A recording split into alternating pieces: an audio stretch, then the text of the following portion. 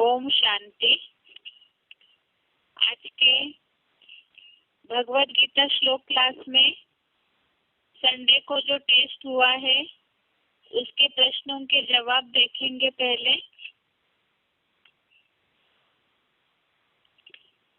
पहला प्रश्न है, रिक्त स्थानों की पूर्ति करें।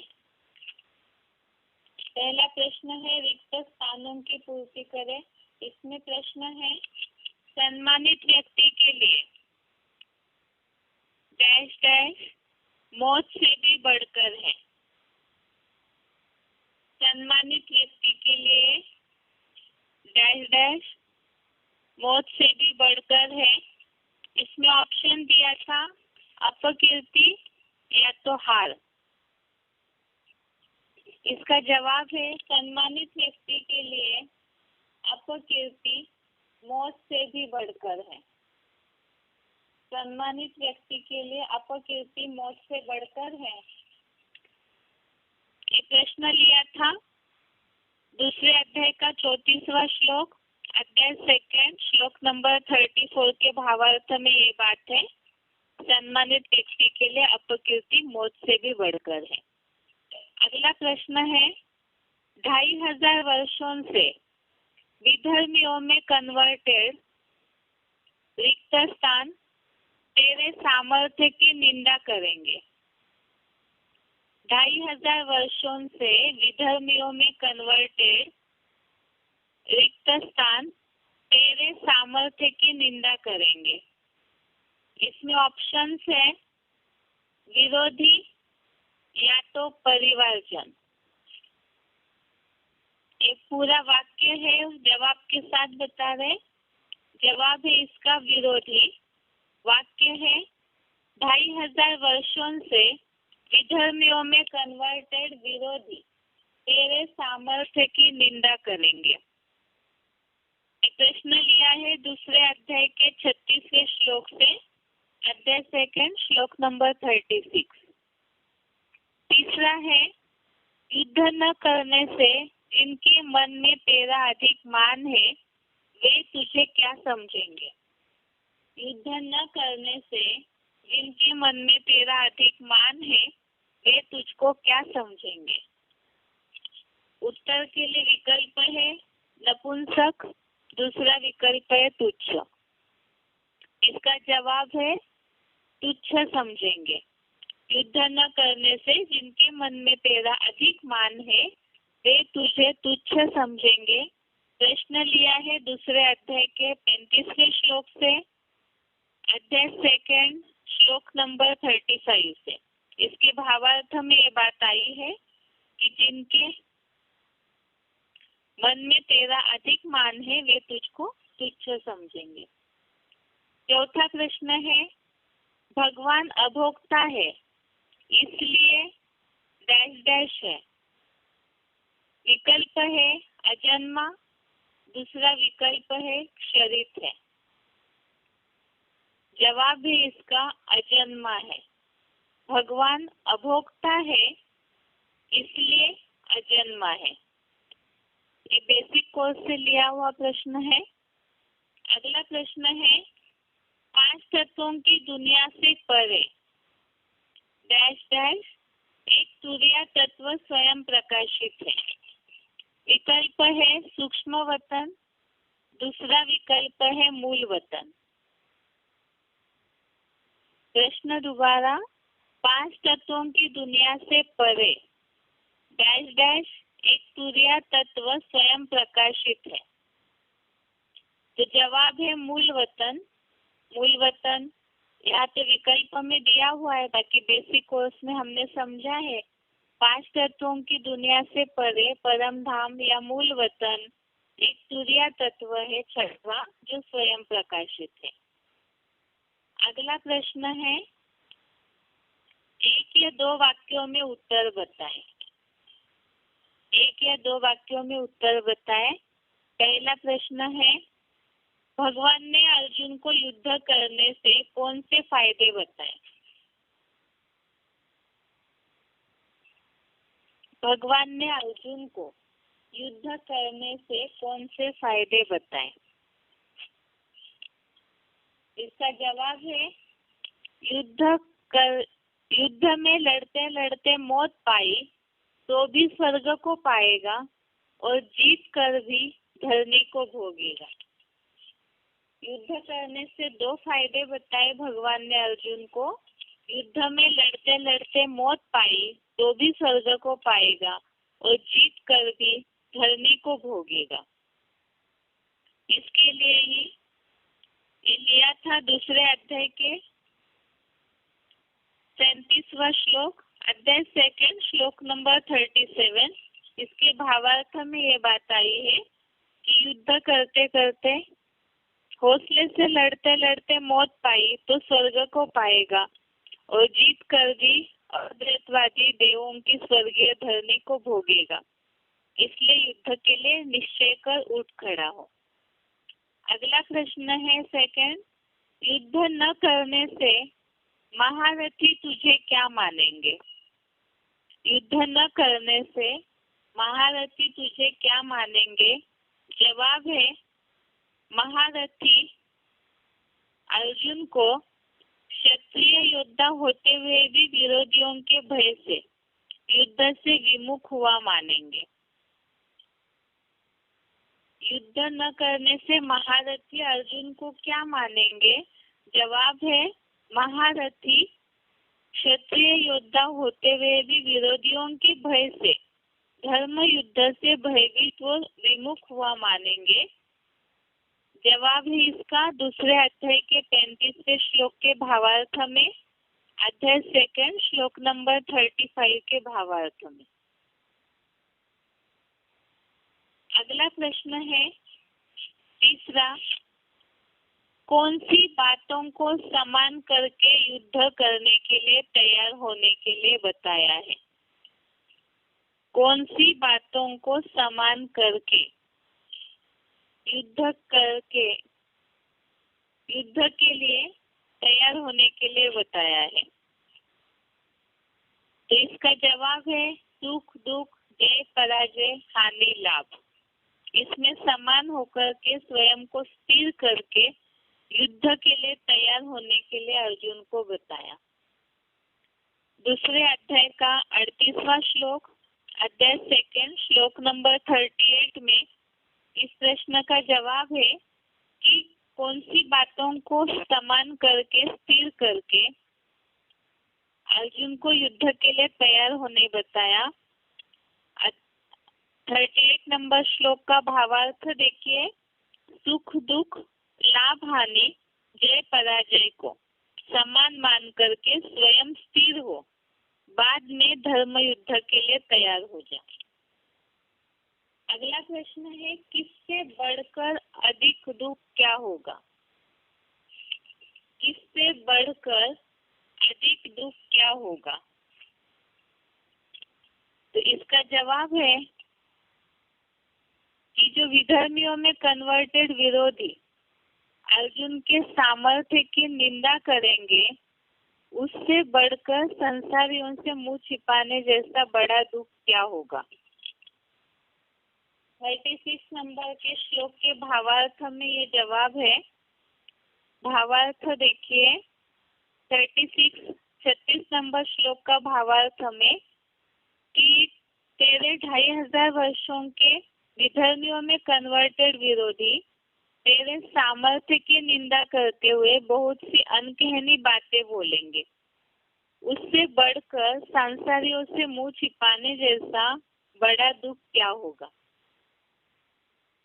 अगला प्रश्न है 5वां, अर्जुन युद्ध न करने से कौन कौन अर्जुन की ग्लानि करेंगे? युद्ध न करने से कौन कौन अर्जुन की ग्लानि करेंगे? इसका जवाब है पहले तो संसार के दुखी अशांत लोग और सत्य सनातनी लोग अर्जुन को तुच्छ समझेंगे, अपकीर्ति करेंगे, क्योंकि उससे हिंसक धर्मों की वृद्धि होगी। अगर अर्जुन युद्ध से पीछे हटते हैं तो हिंसक धर्मों की वृद्धि होगी। और दूसरा, अधर्मी जो विधर्मों में कन्वर्टेड विरोधी है वो भी युद्ध से भयभीत हुआ समझेंगे और अनकहनी निंदा वाली बातें बोलेंगे। एक तो दूसरे अध्याय के 34वें श्लोक में ये 2-3 श्लोक से मिलकर के प्रश्न है कि युद्ध न करने से कौन कौन अर्जुन की ग्लानि करेंगे। तो पहले हिंसक धर्मों की वृद्धि होने के कारण जो संसार के दुखी अशांत लोग हैं वो अपकीर्ति करेंगे। दूसरा जो सत्य सनातनी लोग हैं वो युद्ध से विमुख होने के कारण तुच्छ समझेंगे। और तीसरा दूसरे अध्याय का 36 नंबर के श्लोक का भावार्थ विरोधी जो विधर्मियों में कन्वर्टेड विरोधी है वो भी अनकहनी बातें बोलेंगे। युद्ध न करने से कौन कौन अर्जुन की ग्लानि करेंगे इसमें 34, 35, 36, 34, 35, 36 तीनों श्लोकों के भावार्थ को मिलकर के ये जवाब है कि संसार के दुखी अशांत लोग अपकीर्ति करेंगे। दूसरा जो सत्य सनातनी लोग हैं वो युद्ध से विमुख हुआ मानकर तुच्छ समझेंगे। तीसरा जो विधर्मियों में कन्वर्टेड विरोधी है वो भी अनकहनी बातें बोलेंगे। छठवां प्रश्न है परम धाम के लिए बताए गए कोई भी 3 नाम अर्थ सहित बताए। परम धाम के लिए बताए गए कोई भी 3 नाम अर्थ सहित बताए। इसमें तो सारे नाम बताएंगे जवाब में, इसलिए क्योंकि हो सकता है किसी ने कुछ जवाब दिया हो, इसीलिए जो भी कोर्स में बताए वो सारे नाम ही बता रहे जवाब में।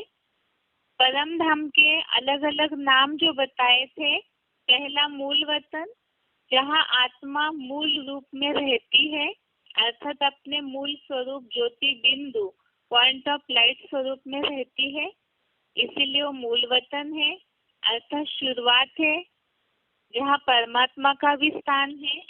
दूसरा निराकारी दुनिया कहा जाता है, निराकारी लोक कहा जाता है आत्माओं के उस स्थान को। तीसरा आत्माओं के रहने का वो घर है, स्थान है, आत्मलोक भी कहा जाता है। और वहाँ 5 तत्वों का कनेक्शन नहीं है तो आत्मा वाणी से परे रहती है, निर्वाण धाम कहा जाता है जिसे भक्ति वाले पार निर्वाण गया ऐसे कहते हैं। अगला शांति धाम या साइलेंस वर्ल्ड कहा जाता है, वाणी से परे निर्वाण धाम है तो वही वहाँ शांति भी होगी क्योंकि जहाँ वाणी नहीं 5 तत्वों का कनेक्शन नहीं तो वहाँ शांति ही शांति है, वही साइलेंस वर्ल्ड भी है। अगला मुक्ति धाम कहा जाता है क्योंकि वहाँ प्रकृति के 5 तत्वों का बंधन नहीं है, इसीलिए मुक्ति धाम कहा जाता है।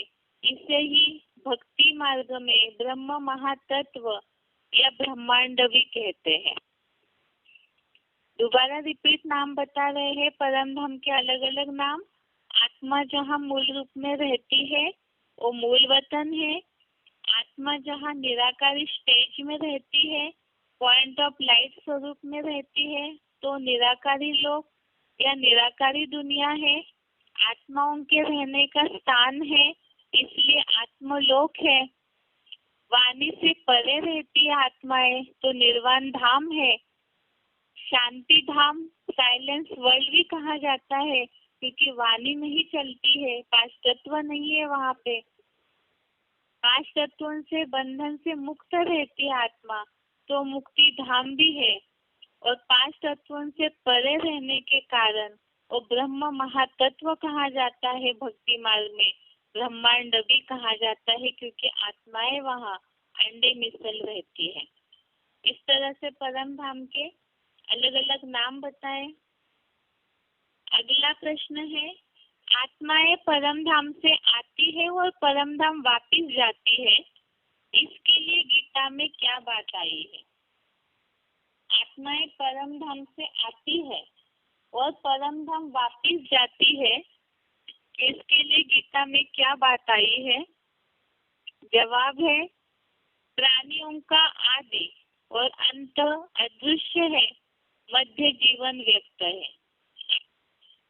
आत्माएं परम धाम से आती और वापिस जाती है, इसके लिए गीता में बताया है, प्राणियों का आदि और अंत अदृश्य है, मध्य जीवन व्यक्त है।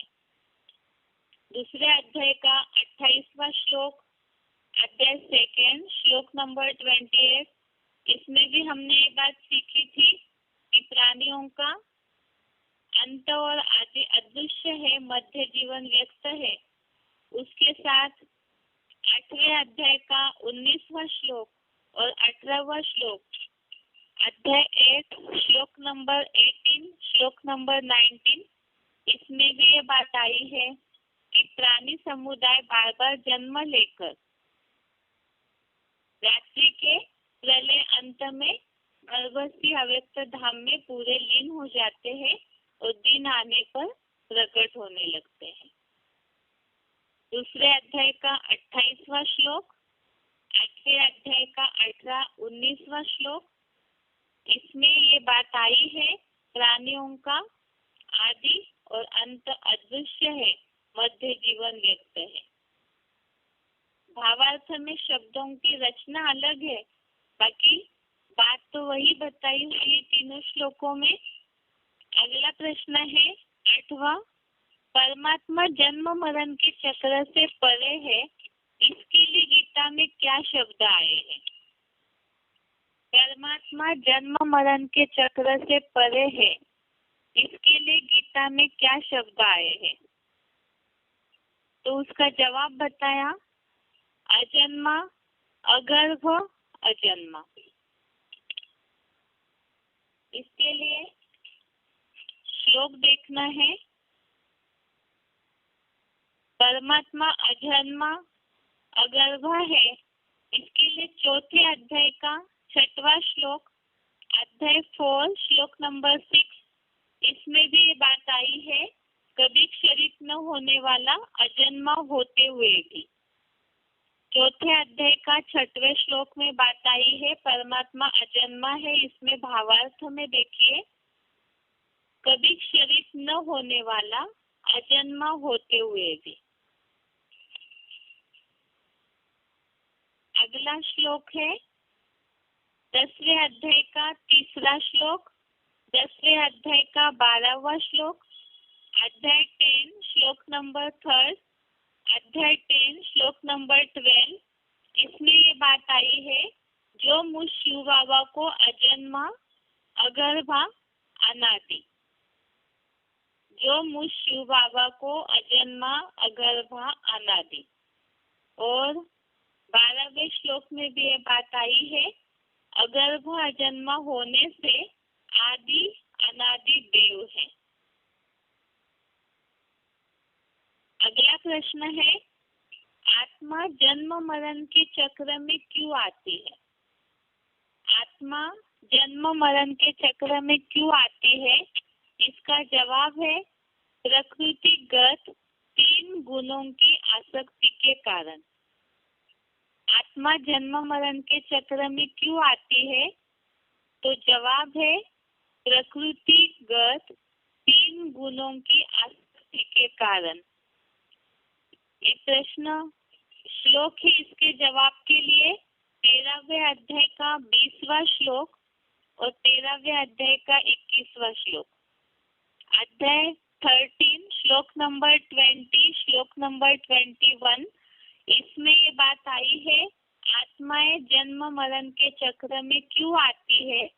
तो प्रकृतिगत जो 3 गुण है, उन 3 गुणों में आसक्ति के कारण आत्मा जन्म मरण के चक्र में आती है। जैसे 21 नंबर के श्लोक में ये बात आई है कि प्रकृति में स्थित, प्रकृति से पैदा हुए 3 गुणों को आत्मा भोगता है और गुणों में आसक्ति या लगाव के कारण इस आत्मा के सत असत देव, दानव, असुर आदि योनियों में जन्म का एकमात्र कारण है। अर्थात गीता में तो ये गीता एक कविता है, तो इसीलिए कवियों की भाषा की तरह इसकी शब्दों की रचना है। बाकी यहाँ इस तरह से भावार्थ में जो बात आई है, जैसे हम साधारण भाषा में बोलते हैं जन्म मरण का चक्र, लेकिन यहाँ इसी बात को इस तरह से लिखा है कि गुणों में आसक्ति या लगाव इस आत्मा के सत असत, देव, दानव, असुर आदि योनियों में जन्म का एकमात्र कारण है। तो योनियों में आया है अर्थात जन्म मरण का चक्र ये चलते रहता है, इस भावार्थ से वाक्य रचना है। अगला प्रश्न है, परमात्मा जन्म मरण के चक्र से न्यारा व अजन्मा क्यों है? परमात्मा जन्म मरण के चक्र से न्यारे और अजन्मा क्यों है?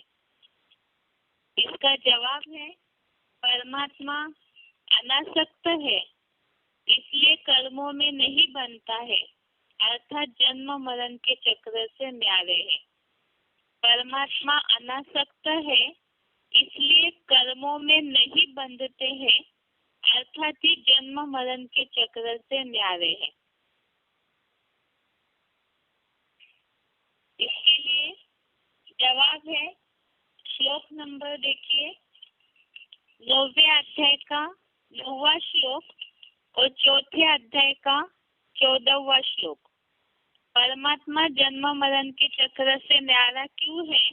इसका जवाब अध्याय 9 श्लोक नंबर 9, इसमें ये बात आई है कि वे कर्म मुझको उदासीन समान अभोक्ता रहने वाले को नहीं बांधते, उन कर्मों में अनासक्त हूँ।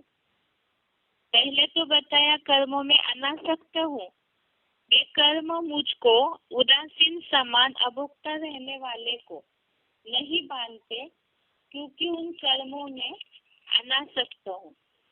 क्लैरिफिकेशन में ये बात यहाँ लिखी हुई है कि सदा देहभान रहित विधेयी और निराकारी होने के कारण परमात्मा अनासक्त है। और अनासक्त है, अगला श्लोक 4थे अध्याय का 14वां श्लोक, अध्याय 4 श्लोक नंबर 14, इसमें ये बात आई है, न मुझको अच्छे बुरे कर्मों का बंधन है, न मुझे कर्मों के फल में कोई प्रकार की इच्छा है। जो भली भांति मुझको जान लेता है, वह कर्मों में नहीं बनता, सुखी रहता है। तो यहाँ ये बात आई कि न मुझको कर्मों का बंधन है, न मुझे कर्मों के फल में कोई प्रकार की इच्छा है। तो जब कोई प्रकार की इच्छा नहीं है, कर्मों का फल भोगने की इच्छा नहीं है, कर्म बंधन नहीं है, तो इसीलिए जन्म मरण के चक्र की आने की कोई बात ही नहीं आती है। अगला प्रश्न है, परम धाम को अंग्रेज लोग क्या कहते हैं?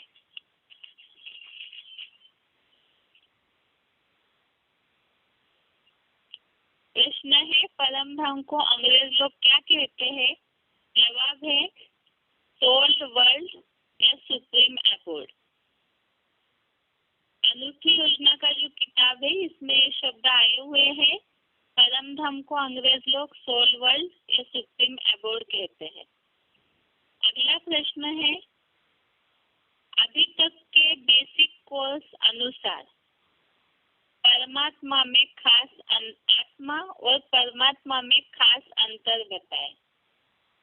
अभी तक के बेसिक कोर्स अनुसार आत्मा और परमात्मा में खास अंतर बताएं। तो इसमें सबसे पहले आत्मा जन्म मरण के चक्र में आती है, परमात्मा अजन्मा है। आत्मा जन्म मरण के चक्र में आती है, परमात्मा अजन्मा है। दूसरा, आत्मा कर्मों में आसक्त होती है। आत्मा कर्मों में आसक्त होती है, अर्थात कर्मों के बंधन में आती है, और परमात्मा कर्मों में अनासक्त है। अगला, आत्मा एक क्षरित होती है, क्योंकि आत्माएं जन्म मरण के चक्र में आती है, तो आत्माएं क्षरित होती है, उनकी शक्ति क्षीण हो जाती है और परमात्मा अक्षर है। ये जो क्षरित और अक्षर की जो बात है, उसके लिए हमने श्लोक देखा था बेसिक कोर्स में। आत्माएं क्षरित होती है और परमात्मा अक्षर है। 15वें अध्याय का 16वां श्लोक देखिए, अध्याय 15 श्लोक नंबर 16। इसमें ये बात आई है, संसार में सभी प्राणी भोक्ता और एक अभोक्ता, ये दो ही प्रकार की आत्माएं हैं। संसार में सभी प्राणी भोक्ता है, एक ही अभोक्ता है, दो ही प्रकार की आत्माएं हैं। इसका भावार्थ तो बहुत बड़ा है, लेकिन यहाँ सिर्फ इस प्रश्न से रिलेटेड बात को ही बताया कि आत्माएं जन्म मरण के चक्र में आने के कारण क्षरित होती है और परमात्मा अक्षर है। और बाकी तो श्लोक अभी भी देखे हैं हमने। आत्माएं जन्म मरण के चक्र में आती है और परमात्मा अजन्मा है।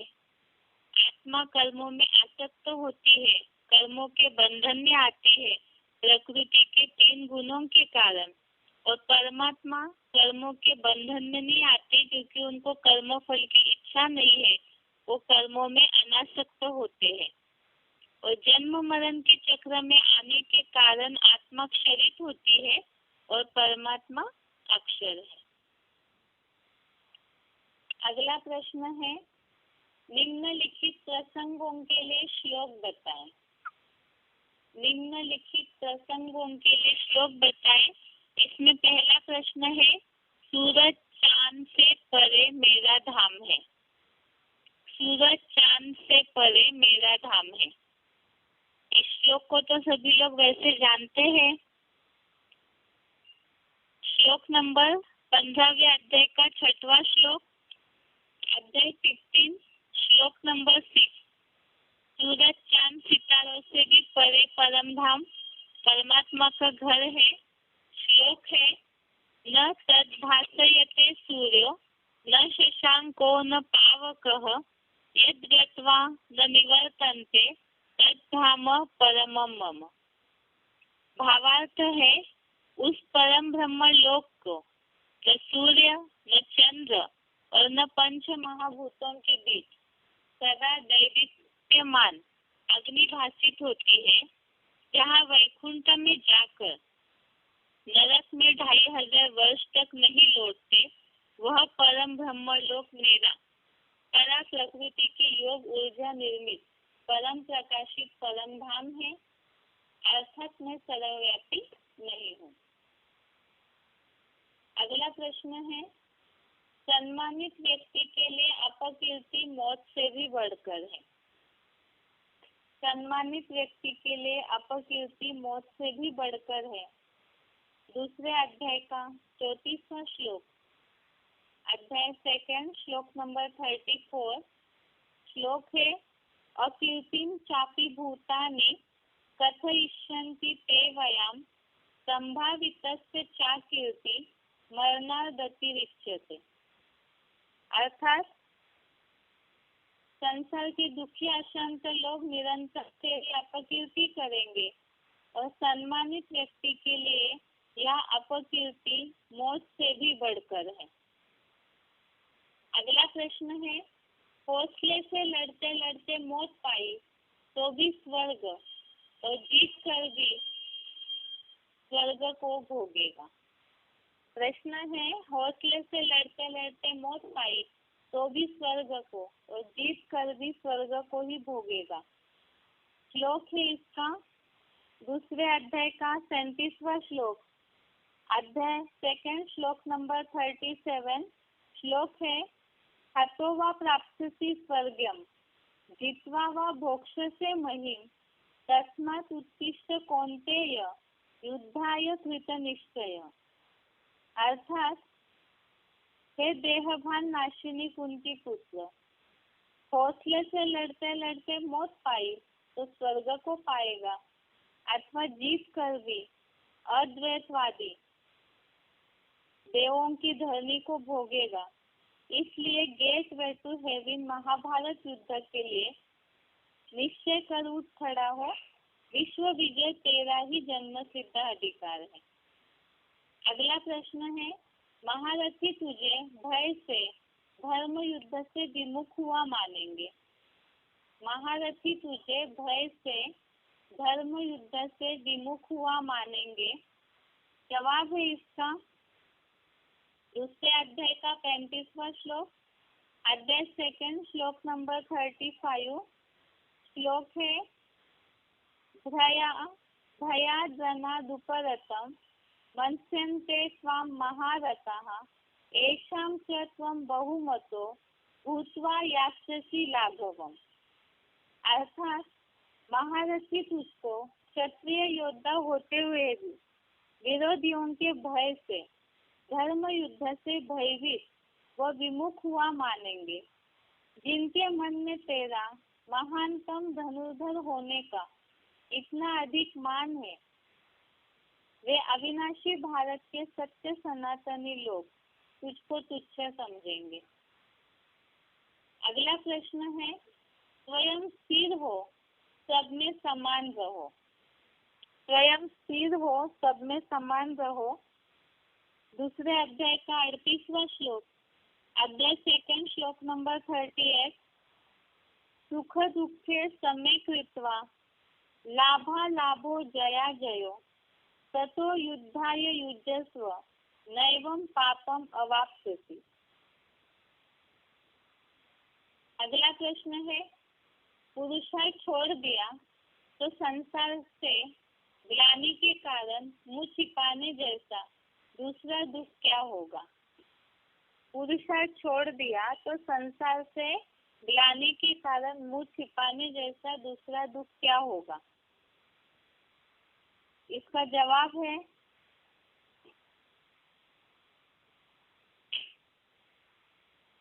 दूसरे अध्याय का 36वां श्लोक, अध्याय सेकंड, श्लोक नंबर 36।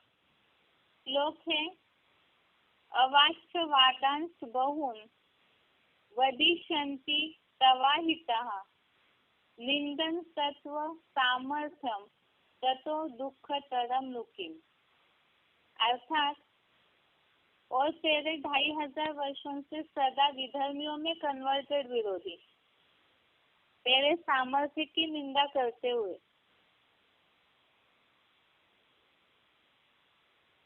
बहुत सी गंदी असहनीय तरह से झूठी ग्लानि भरी अनकहानी बातें बोलेंगे, उससे बढ़कर संसारियों से मुंह छिपाने जैसा और क्या बड़ा दुख होगा। इस तरह से इस श्लोक टेस्ट के जवाब हो गए। आगे आज का श्लोक देखते हैं। आज का श्लोक है दूसरे अध्याय का 39वां श्लोक, अध्याय सेकंड, श्लोक नंबर 39।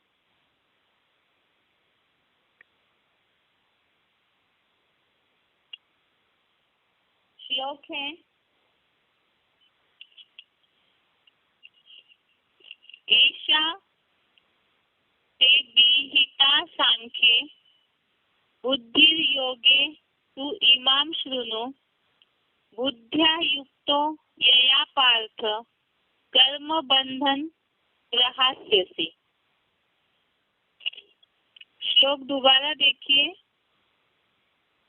एषा ते विहिता सांख्ये बुद्धिर्योगे तु इमां शृणु बुद्ध्या युक्तो यया पार्थ कर्म बंधनम प्रहास्यसि।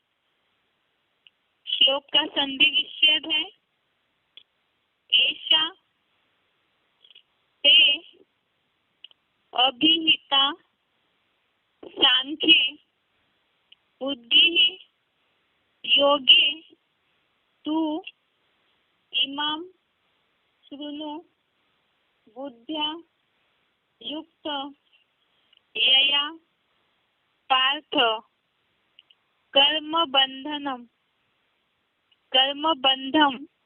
प्रहास्यसि। संधि विच्छेद दोबारा।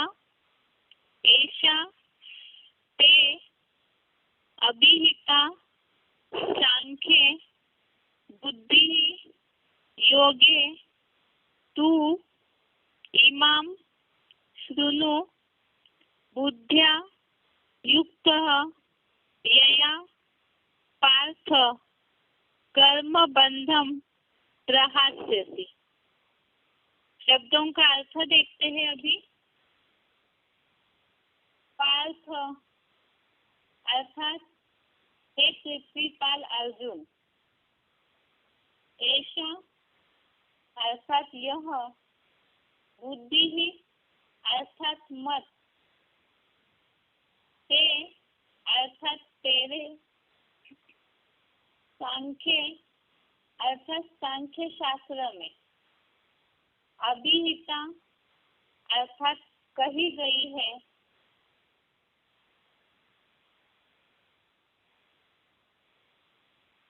तू अर्थात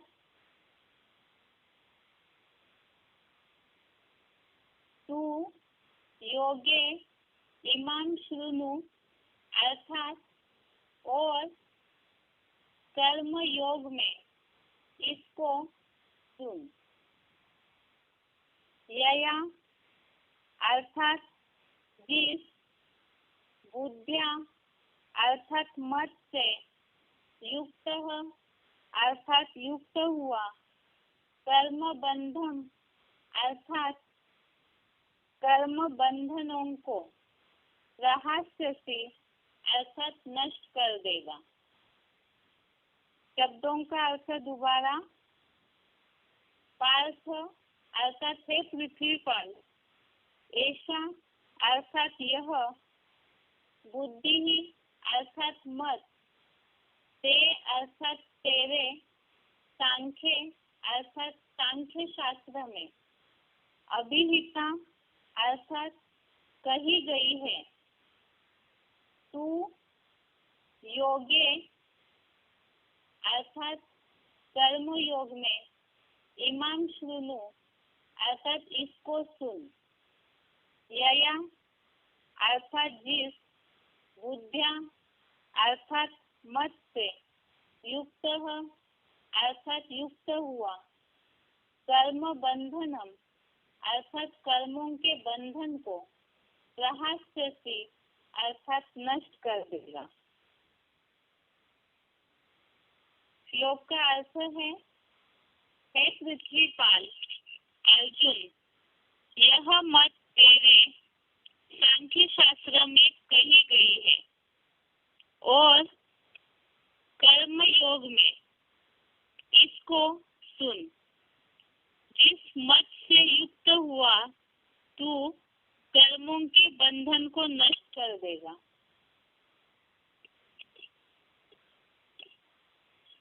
श्लोक का अर्थ दोबारा। हे पृथ्वीपाल अर्जुन, यह मत तेरे सांख्य शास्त्र में कही गई है और कर्म योग में इसको सुन। जिस मत से युक्त हुआ तू कर्मों के बंधन को नष्ट कर देगा।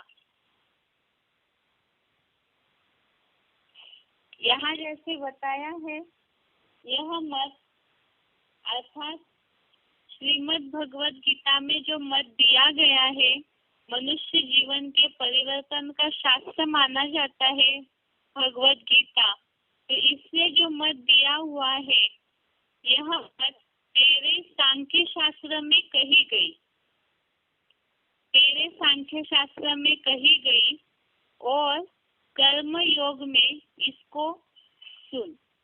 अर्थात ही जैसे मुरलियों में शिव बाबा ने बताया है कि यहाँ संगम युग में जो जैसे पाठ बजाते हैं, वही द्वापर युग में अपने ही शास्त्र लिखते हैं। तो इसी तरह से यहाँ अर्जुन जो है पुरुषार्थी रूप है, उनके द्वारा ही अपने सांख्य शास्त्र की रचना हुई है और कर्म योग में इसको सुन अर्थात सांख्य शास्त्र इसके लिए मूल्यों में शिव बाबा बताते हैं संपूर्ण आख्या सहित ज्ञान। तो उस सांख्य शास्त्र में पूरी तरह से व्याख्या सहित ज्ञान दिया हुआ है अर्थात मनुष्यों को कर्म कैसे करना है उसका पूरी तरह से जानकारी दी हुई है और कर्म योग में इसको सुन जिससे जिस मत से युक्त हुआ तू कर्मों के बंधन को नष्ट कर देगा अर्थात इस मत से युक्त हुआ ये जो मत है भगवत गीता में दिया हुआ श्रीमत है तो उस मत से युक्त हुआ अर्थात उस मत अनुसार जो चलेंगे तो उससे कर्मों के बंधन को नष्ट कर देगा। यहाँ जैसे धर्म युद्ध की बात चल रही है वैसे तो भगवान अर्जुन को बार बार धर्म युद्ध के लिए सत्य असत्य के युद्ध के लिए प्रेरणा दे रहे बार बार युद्ध के लिए निश्चय करके उठ खड़ा हो सुख दुख में समान रहेगा लाभ हानि में सुख दुख में जय पराजय में समान रहेगा तो पाप नहीं लगेगा अपने आप को स्थिर कर। तो ये सारी बातें जो बताई हुई है गीता में अभी तक जो हम दूसरे अध्याय के श्लोक पढ़ रहे हैं इसमें तो सारी बातें वास्तव में धर्म युद्ध की समझाई जा रही है। अब धर्म युद्ध की बातें बताते बताते यहाँ पर ये जो बात आई है कर्मों के बंधन को नष्ट कर देगा अर्थात ही वास्तव में ये तो भक्ति मार्गीय लोग भी इस बात को जानते हैं कि जीवन के बदलाव का शास्त्र है गीता अर्थात गीता के द्वारा गीता में जो श्रीमत दिया हुआ है उस अनुसार जीवन को बदल सकते हैं। तो इसी तरह से यहाँ भी जीवन का जो युद्ध है एक तो अर्जुन और जो भी नंबरवार पुरुषार्थी है या जो भी मनुष्य है वो सभी ही युद्ध भूमि में है और युद्ध कर रहे हैं। तो उसमें कहीं ना कहीं जैसे इसके पहले श्लोकों में भी बहुत सी बातें आई स्नेह दैहिक संबंधियों के प्रति जिनके प्रति बहुत स्नेह है जो माननीय पूजनीय है अर्जुन के लिए तो उनके प्रति कहीं ना कहीं अर्जुन के मन में जो भावनाएं निर्माण हो रही थी मोह की उसके कारण वो युद्ध करने के लिए तैयार नहीं हो रहे थे अर्थात ही वो भी एक प्रकार से उनके लिए बंधन हो गया क्योंकि असुरों का विनाश करे बिना धर्म युद्ध के बिना कोई मार्ग नहीं है जो सृष्टि पर शांति स्थापन हो।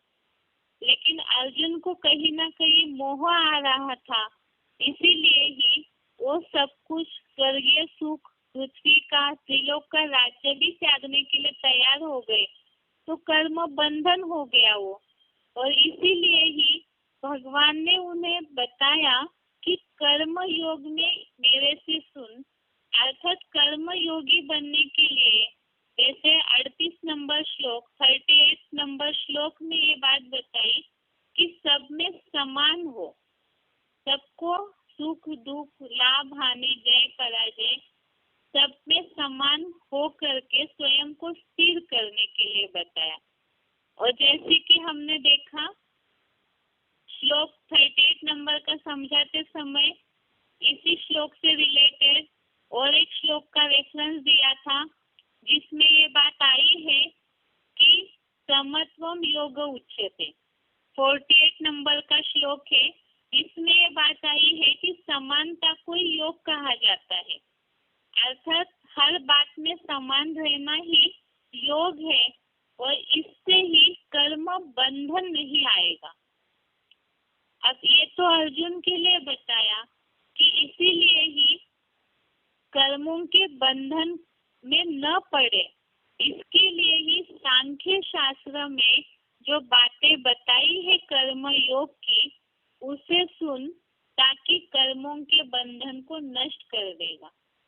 अब ये सांख्य शास्त्र क्या है इसे समझने के लिए हम एक बार इस श्लोक का क्लैरिफिकेशन से अर्थ पहले देखते हैं।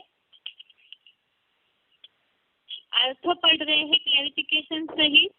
हे पृथ्वीपाल अर्जुन, यह मत तेरे ही आदि रूप कंपिलावासी कपिल मुनि के सांख्य शास्त्र में संपूर्ण व्याख्या से कही गई है और अब कर्म योग में इस मत को मेरे से विस्तार से सुन।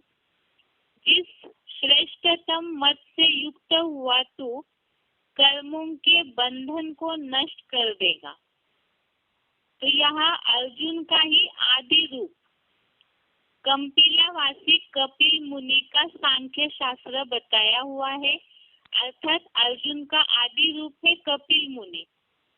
तो जैसे कि पुरुषार्थी जीवन में अर्जुन तो युद्ध की स्टेज में है और जहाँ एक संपन्न अवस्था में वही विचार मंथन करने वाले कपिल मुनि हैं, जिनके द्वारा ही सांख्य शास्त्र अर्थात संपूर्ण व्याख्या सहित शास्त्र बनाया गया। ज्ञान और योग दोनों की व्याख्या जिसमें बताई हुई है और उसी में ही कर्म योग का पूरा विस्तार से ज्ञान दिया हुआ है। तो उस पर अगर चलते हैं तो उससे कर्मों के बंधन को नष्ट कर देगा। और यहाँ इस सांख्य शास्त्र जो है अर्थात ही जो हम मूल्यों का क्लैरिफिकेशन सुनते हैं, तो वो मूल्यों के क्लैरिफिकेशन में ही हमें पूरी तरह से जीवन में जिस तरह से चलना है, जो शिव बाबा बोलते हैं श्रीमत पर चलना है, यहाँ बताया जिस श्रेष्ठतम मत से युक्त हुआ।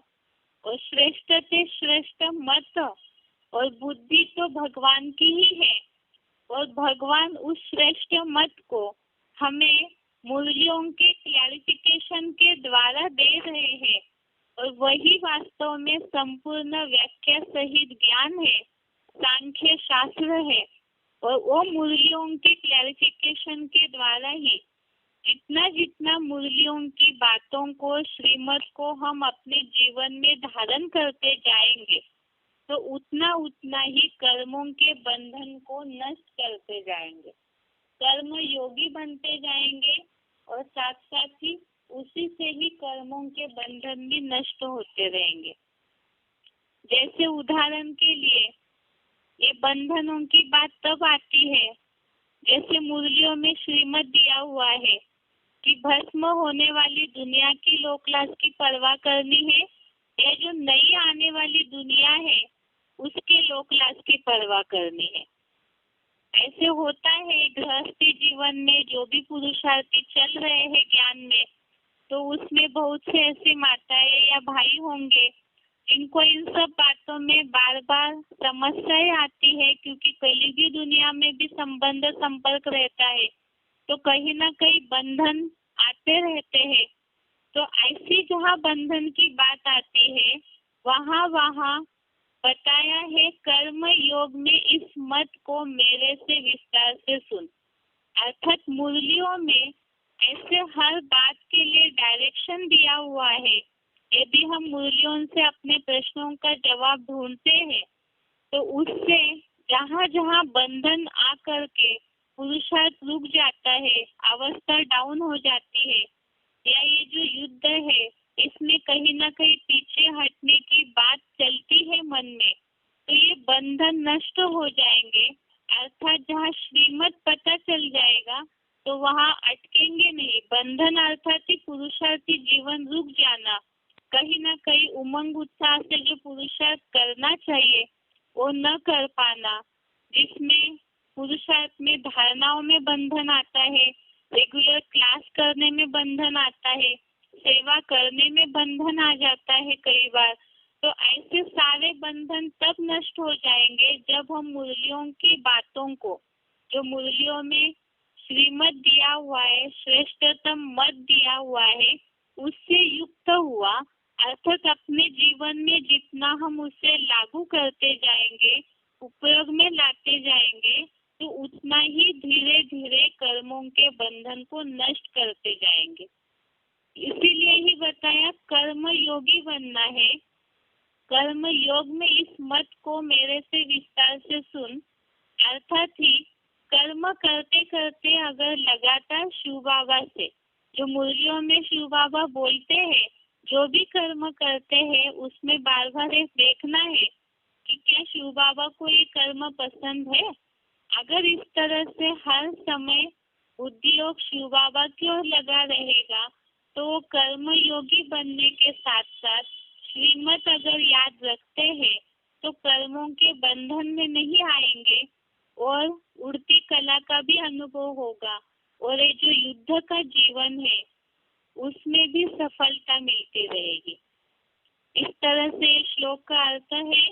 दोबारा इस श्लोक का अर्थ पढ़ते हैं।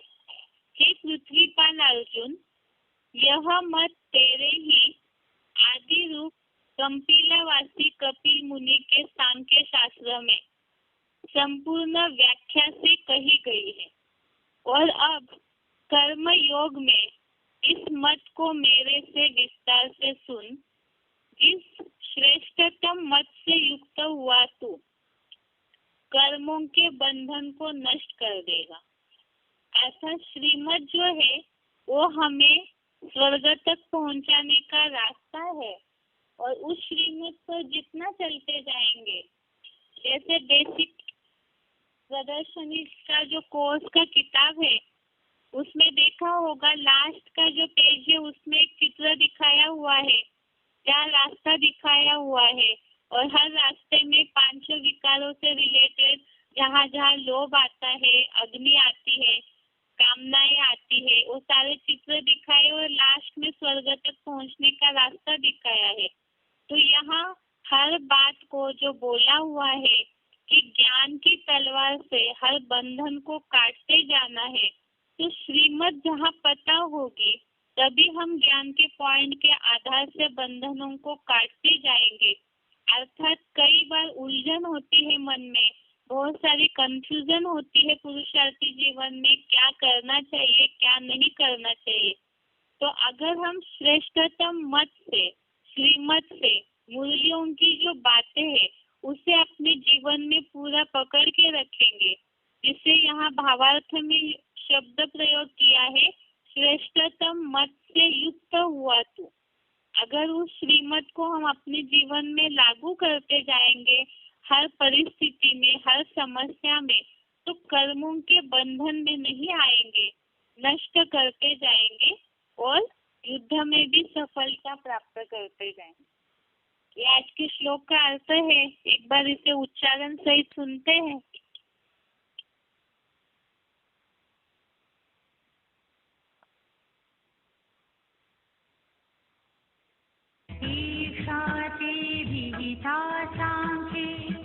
बुद्धिर्योगे त्रिमां शृणु बुद्ध्या युक्तो यया पार्थ कर्मबन्धं प्रहास्यसि। हे पृथ्वीपाल अर्जुन, यह मत तेरे ही आदिरूप कंपिलावासी कपिल मुनि के सांख्य शास्त्र में संपूर्ण व्याख्या से कही गई है और अब कर्मयोग में इस मत को मेरे से विस्तार से सुन। जिस श्रेष्ठतम मत से युक्त हुआ तू कर्मों के बंधन को नष्ट कर दे।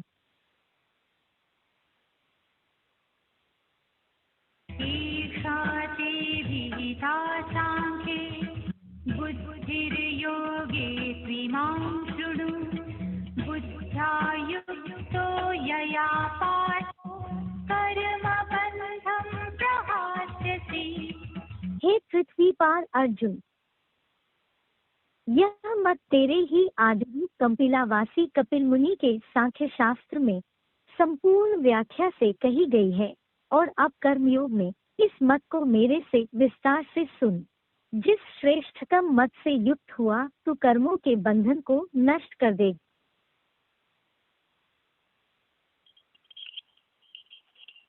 आज का श्लोक हो गया।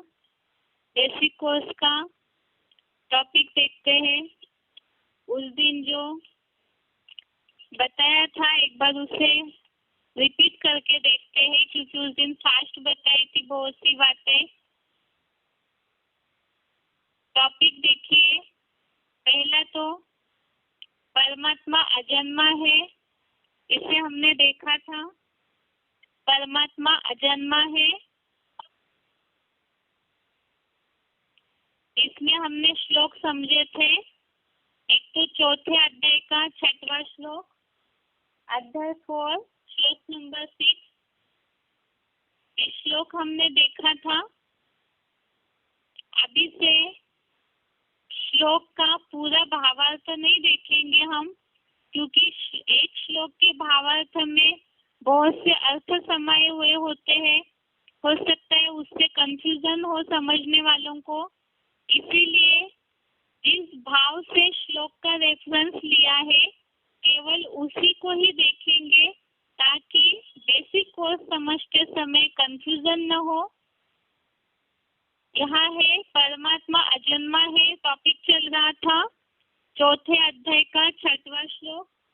आत्मा और परमात्मा का जो अंतर का प्रश्न आया था टेस्ट में कि आत्मा तो जन्म मरण के चक्र में आती है परंतु परमात्मा अजन्मा है, और यह अजन्मा है इसका प्रूफ इस श्लोक में है। अजोपि सन्वयात्मा भूता नामी स्वरोपि सन प्रकृतिं स्वामधिष्ठाय संभवामि आत्ममायया।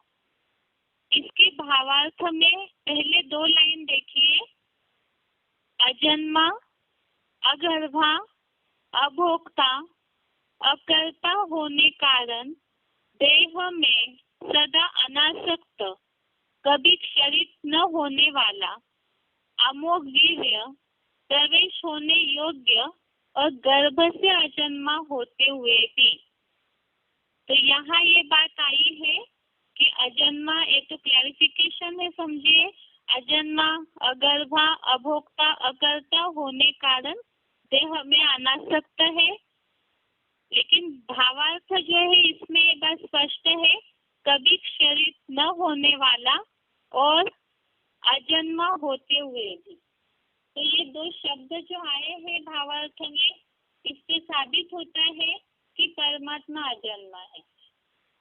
उसके आगे का श्लोक देखिए, 10वें अध्याय का 3रा श्लोक, परमात्मा अजन्मा है इसके लिए प्रूफ। श्लोक है, यो माम अजम अनादिं च, अध्याय 10 श्लोक नंबर 3, यो माम अजम अनादिं च वेत्ति लोक महेश्वरम असम्मूढ़ः स मर्तेषु सर्व पापे प्रमुच्यते। अर्थात जो मुझ शिव बाबा को अजन्मा, अगर्भा, अनादि और त्रिलोक का महान शासक जानता है। तो इस श्लोक में भी ये बात आई है, जो मुझ शिव बाबा को अजन्मा, क्लैरिफिकेशन में शब्द आया है अगर्भा और अनादि। तो अजन्मा है इसलिए वो अनादि भी है, सबकी शुरुआत करने वाले भी है। और अगला 10वें अध्याय का 12वां श्लोक, अध्याय 10 श्लोक नंबर 12, श्लोक है 10वें अध्याय का ही 12वां श्लोक देखिए, परम ब्रह्म परम धाम पवित्रम परमम भवान पुरुषम शाश्वतम दिव्यम आदि देवम अजम विभुम। इसमें भी ये बात आई है, लास्ट वाक्य में देखिए, अगर्भा अजन्मा होने से आदि अनादि देव है। श्लोक का रेफरेंस कोर्स में समझाते समय भी अगर श्लोक जिनको याद है तो ठीक है, ताकि श्लोक नंबर याद रख के या तो कम से कम अध्याय याद रख के उसमें जो बात आई है अगर्भा, अजन्मा, आदि, अनादि देव है, इस तरह के शब्द कम से कम जिज्ञासुओं को समझाने के लिए जरूर याद रहने चाहिए, जिससे कि हम प्रूफ दे सके गीता के आधार से। तो इस तरह से परमात्मा अजन्मा है, इसके लिए हमने 3 श्लोक देखे। आगे की बात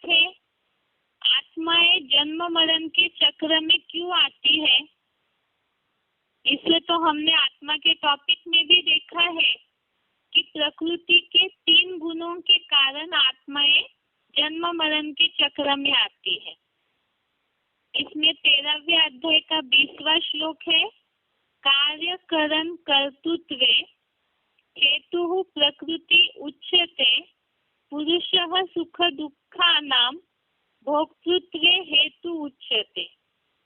अर्थात प्रकृति को देह रूप कार्य में, ज्ञान कर्म इंद्रियों के साधन रूप रचना में कारण रूप कहा जाता है। अर्थात प्रकृति को देह रूप कार्य में प्रकृति के द्वारा देह बना हुआ है और उसके द्वारा ही इंद्रिया जो साधन है उसके द्वारा कार्य किया जाता है और आत्मा के सुख दुख के भोक्ता पने में ये प्रकृति रूपी जो देह है वो कारण है। अगले श्लोक में इसका और क्लियर अर्थ बताया है। 21 नंबर श्लोक, अध्याय 13 श्लोक नंबर 21 में, पुरुषः प्रकृतिस्थो हि भुंक्ते प्रकृति जान गुणान कारणम गुण संगस्य सद्योनि जन्मसु। क्योंकि भावार्थ है, चेतन आत्मा देह रूप अपरा प्रकृति में स्थित प्रकृति से पैदा हुए 3 गुणों को भोगता है। गुणों में आसक्ति या लगाव इस आत्मा के सत असत देव दानव असुर आदि योनियों में जन्म का कारण है। तो इसलिए स्पष्ट ये बात आई है कि गुणों में आसक्ति के या लगाव के कारण ही जन्म मरण का चक्र आत्मा का चलता है। अब हमने ये देखा कि आत्माएं जन्म मरण के चक्र में आती है, परंतु परमात्मा जन्म मरण के चक्र से न्यारा है, अजन्मा है। अब वो न्यारा क्यों है, उसके लिए जवाब है क्योंकि परमात्मा अनासक्त है, कर्मों के बंधन में नहीं पड़ता है, उनको कोई भी बातों में आसक्ति नहीं है, कोई कर्म फल की इच्छा नहीं होती। मनुष्य जन्म मरण के चक्र में क्यों आते हैं? क्योंकि वो जो कर्म करते हैं उसके फल की अपेक्षा रखते हैं, और अगर वो कर्मों में तीव्रता नहीं है, संकल्पों में तीव्रता नहीं है, तो तुरंत उनको प्राप्ति नहीं हो पाती है। उसके कारण ही वो चक्र चलते रहता है और कई बार अगले जन्मों में भी उनको उसकी प्राप्ति हो जाती है, अच्छे या बुरे कर्मों की। ये लूंदा हुआ है। ये चैन के कारण आत्मा चक्र में आने के लिए बंधी हुई है, क्योंकि वो कर्म फल की इच्छा रखते हैं। लेकिन परमात्मा को न बंधन है, न उन्हें कोई कर्म फल की इच्छा है, तो कर्मों के बंधन में भी नहीं बनते हैं, अनासक्त है। इसीलिए ही परमात्मा जन्म मरण के चक्र से न्यारे है। इसके लिए 9वें अध्याय का 9वां श्लोक देखिए, अध्याय 9 श्लोक नंबर 9। इसमें है, न च माम तानि कर्माणि निबध्नन्ति धनंजय उदासीनवत् आसीनम असक्तम तेषु कर्मसु।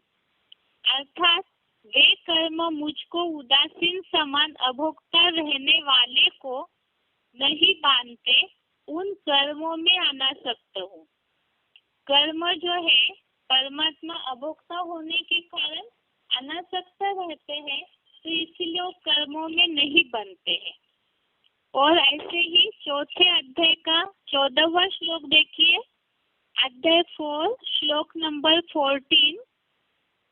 अध्याय 4 श्लोक नंबर 14, इसमें ये बात आई है, न माम कर्माणि लिम्पन्ति न मे कर्म फले स्पृहा इति माम योऽभिजानाति कर्म बिन स बध्यते। अर्थात न मुझको अच्छे बुरे कर्मों का बंधन है, न मुझे कर्मों के फल में कोई प्रकार की इच्छा है। ऐसे जो भली भांति मंथन करके मुझको जान लेता है, वह कर्मों में नहीं बनता। तो इसमें ये बात बताई है कि कर्मों का कोई बंधन नहीं, न कर्म फल में इच्छा है, इसलिए वो कर्मों के बंधन में नहीं बनते हैं। इस तरह से ये रिपीटेशन हुआ। परमात्मा कर्मों के बंधन में नहीं बनते हैं, इसीलिए वो अक्षर है। और मनुष्य आत्माएं कर्मों के बंधन में बनती है तो जन्म मरण के चक्र में आती है, और जन्म मरण के चक्र में आने के कारण वो क्षरित होती है, आत्मा की शक्ति क्षीण हो जाती है, और उसी का रिजल्ट वो दुखी भी होते रहते हैं, नीचे भी गिरते हैं। अब इसके लिए ये है कि मनुष्य जो है वो जन्म मरण के चक्र में आने के कारण अपने जन्मों को नहीं जान पाते, क्योंकि भूल जाते हैं। और परमात्मा जन्म मरण के चक्र में नहीं आते, इसीलिए वो मनुष्यों के जन्मों को जानते हैं और साथ में वो त्रिकालदर्शी भी है। ये दोनों बातों को हमने आत्मा के टॉपिक में देखा है। कल इसके श्लोक को एक बार रिपीट करके फिर परम धाम की रचना क्या है, वह आत्माओं का सेटिंग कैसे है, आत्माएं किस तरह से वहां रहती है, और परम धाम में आत्माओं का जो रहने का क्रम है उसका, और सृष्टि में जो आत्माओं का जन्म मरण सुख दुख की प्राप्ति है उसका कोई कनेक्शन है क्या, इसे हम कल के टॉपिक में समझते हैं। आज के लिए यहाँ तक ही। ओम शांति।